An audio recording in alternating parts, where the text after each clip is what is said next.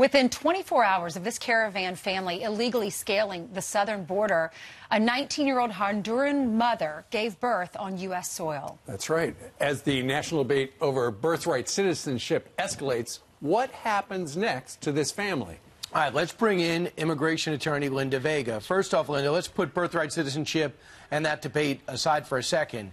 Just bring us through the process of what they will do now, because she's here illegally, the baby's born here. Hi, good morning. Yes. Morning. What happens now is she will be processed either to determine whether she has a credible fear to remain in the United States for a political asylum claim, which is the only claim she has at this point. Now, it's discretionary with her deportation officer whether or not she's credible. If she's found not to be credible, she then goes before an immigration judge to determine whether she's credible to remain in the United States. But even if she's determined credible, that could take months or years until they possibly get to her case. What if they say she's not credible? Does she have to go back to her country? What about her baby? Well, if she's found not credible, then she has the option to argue that case before an immigration judge. And if the judge finds her not to be credible, she's deported at that point. Now, even though the baby's born on U.S. soil, it's a U.S. citizen, but the baby has to go back with her at that point. Right. Unless the baby becomes a ward of the state. And, of course, this could take a very long time, could take years, in fact. But, Linda, Yes. according to the reporting by the Associated Press that we looked at yesterday, it said that she was happy. She felt that having a baby in the United States was a big reward for having made this long journey through Mexico from Honduras. But she also wanted to be reunited with her family in Columbus, Ohio. That is not a reason for asylum. No, not at all. And that's a misconception a lot of these people have.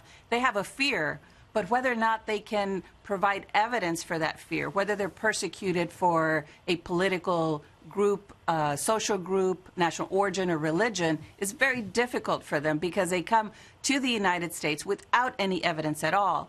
But because of the backlog in immigration court, they would be allowed to stay in the United States until their case is pending. So she's got a plan, and this is the plan that's been executed over and over again. And when that child becomes, let's say, 14 or 15, he will have no problem coming to this country. If he's forced back to Central or South America, he'll have no problem getting back to this country because they'll say, oh, you're an American citizen, correct?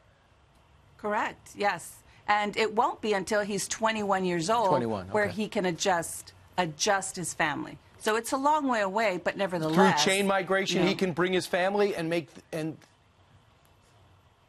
Correct. Through chain migration, he can apply for his mother, his father, his brothers and sisters. And correct. Of course, that is correct. Real briefly, if anybody doesn't, there are people who don't like this aspect of the immigration law. If you don't like it, you got to change the law because that's just the way it is right now. Correct. That under immigration law, that is correct. You adjust your family if you're an American citizen or naturalized. A lot of people think that birthright citizenship is not being interpreted correctly. Are you one of them? Well, birthright citizenship, I mean, it's very broad under the 14th Amendment and the first clause, and even in the Immigration Act, if you're born on U.S. soil and subject to the jurisdiction. Subject to the jurisdiction may mean you're born in an embassy, you're born on a military base. Yeah, we're going to talk about this again. Meanwhile, coming up next, John Rich.